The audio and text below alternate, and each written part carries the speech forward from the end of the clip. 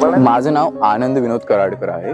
मी 11-12 ला वॉलचंद मध्ये होतो आणि 10th ला SVCS हायस्कूल मध्ये होतो आणि माझे पॅरेंट्स फार्मासिस्ट आहेत। बीटी केव्हा जॉईन केलं आणि का बीटीस का जॉईन केलं? मी 11-12 ला वॉलचंद मध्ये होतो, बट माझं स्कोर एवढं एंट्रन्सची एवढी तयारी झाली नव्हती। त्यासाठी माझे फ्रेंड्स काही जण होते फ्रेंड सर्कल मध्ये बीटी मधून झालेले, काही फ्रेंड्स एम्स हैदराबादला गेलेत।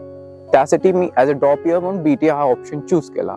बीटी मध्ये खूप चांगले टीचर्स मला भेटले। त्यांच्या एक्सपिरियन्समुळे, त्यांच्या मेहनतीमुळे मी माझ्या ड्रीम कॉलेज पर्यंत पोहोचू शकलो, ड्रीम ब्रांच पर्यंत पोहोचू शकलो। बीटी मध्ये केमिस्ट्री खूप छान शिकवलेत। समीना मॅम होते आम्हाला केमिस्ट्रीला, मग केमिस्ट्री मला काहीच येत नव्हती लिटरली।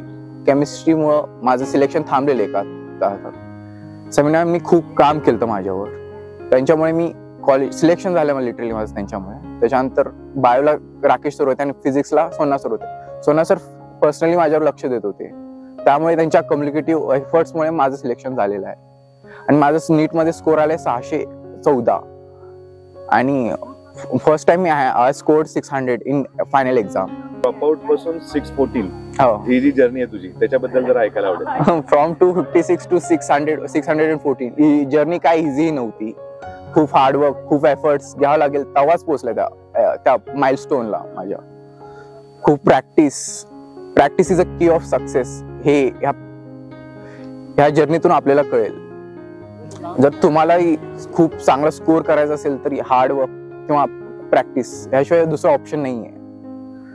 आणि माझं सिलेक्शन झालेलं आहे अश्विनी मेडिकल कॉलेज। मी हे कॉलेज कशाला चूज केलं की मला बाहेरचे कॉलेज भेटत होते, बट मला सोलापुरात पाहिजे होतं, त्यासाठी आय चूज दिस कॉलेज।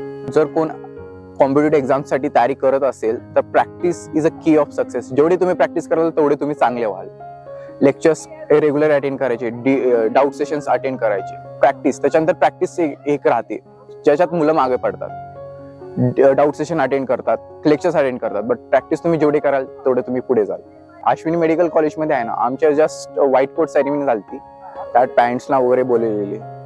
खूप चांगला प्रसंग होता। आमचा सर्वात फेवरेट मोमेंट म्हणजे कॅडेवर डायसेक्शन, ज्यात डेड बॉडीज वरून आम्ही शिकतो त्यांना कट कसं करायचं, कसं काय, ते माझा फेवरेट मोमेंट होता। जर तुम्ही जरी सिलेक्ट झाल तुम्हाला पण एक्सपिरियन्स करायला भेटेल।